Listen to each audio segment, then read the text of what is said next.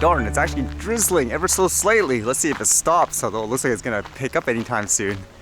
I guess with that in mind, what's going on today? I guess this was kind of interesting, reading how police, they want to use drones, and there's obviously debate about that, but it seems like here, these guys got approval.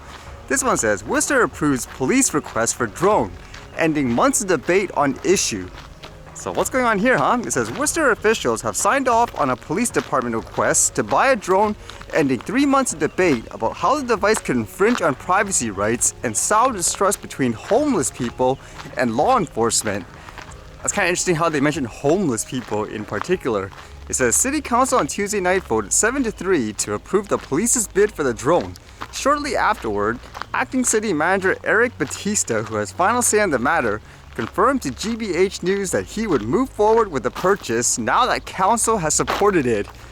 Batista acknowledged that councillors Christian King, Atel Haksha, and Tu Nguyen and some community members remain opposed to the drone due to the concerns about privacy.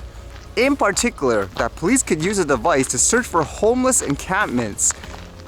Echoing police officials and councillors who support the drone, Batista said the device will help maintain public safety by giving law enforcement an overhead view of crime scenes and disasters. Saying here, quote, there's a different scenarios where it's warranted to have this, he said. If there's a major spill and we need to evacuate a certain area, where is that spill going? An aerial view will give us that opportunity to find out. It's not going to be a cheap drone either, as it sounds like they want to go all out with infrared and all that. It says the city will pay for the device using about $25,000 from a $100,000 earmark from the State Executive Office of Public Safety and Security, which City Council voted to accept last year. Batista said police won't have possession of the drone for at least several months as they await its delivery.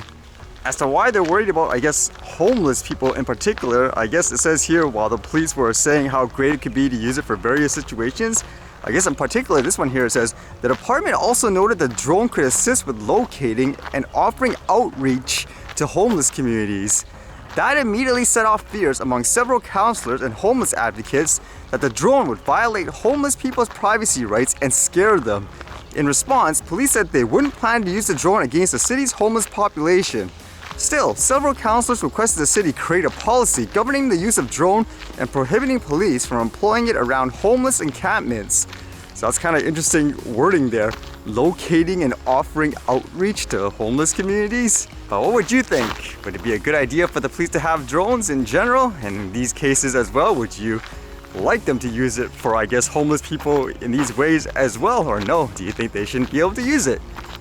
And this was everywhere here today, which is riling some people up, it seems like. Not too long ago, Canada has announced that they're getting rid of things like vaccine mandates for things like air travel, like the testing, and for federal workers. And now they say they're going to change, I guess, the definition of quote, fully vaccinated. Before, it was people who got, for example, 2 shots, but I guess now that they say it has like waning, I guess, protection and all that, people would have to be, I guess, updated. Like, there's a different wording. So does that mean everyone's considered, for example, non-vaccinated per se? They didn't get, say, 3 shots, and people are wondering, hey, when is this going to end? It was in particular, I guess, this particular speech during a conference as making people upset. So know from Dr. Tan and every other expert on COVID-19 is that although 2 doses still protects significantly well against severe disease and death, 2 doses are not enough now to protect against infection and transmission. And that is why we are transitioning now to an up-to-date vaccination definition of what it means to be adequately protected against COVID-19. Fully protected with 2 doses doesn't work anymore. Dr. Tam said that last Friday. It's now up-to-date vaccination that needs to be used when you talk about what Canadians should do, what we should expect of Canadians, and what this government should be expected to do in the future.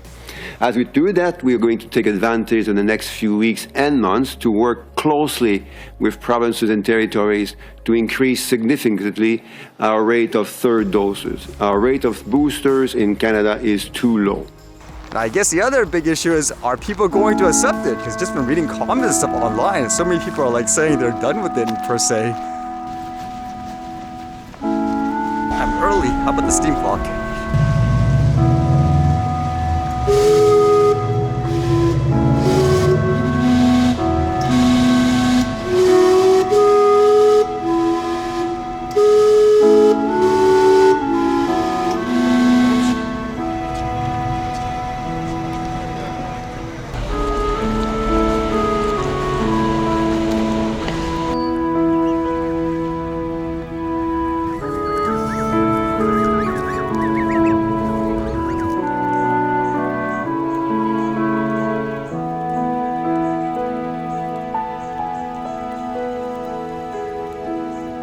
Doesn't look like the rain's gonna stop. It's still drizzling and all that. What should I try today for the archive and stuff? I think one thing I can conclude so far with the nano and so forth, the picture and stuff in the video looks a lot sharper.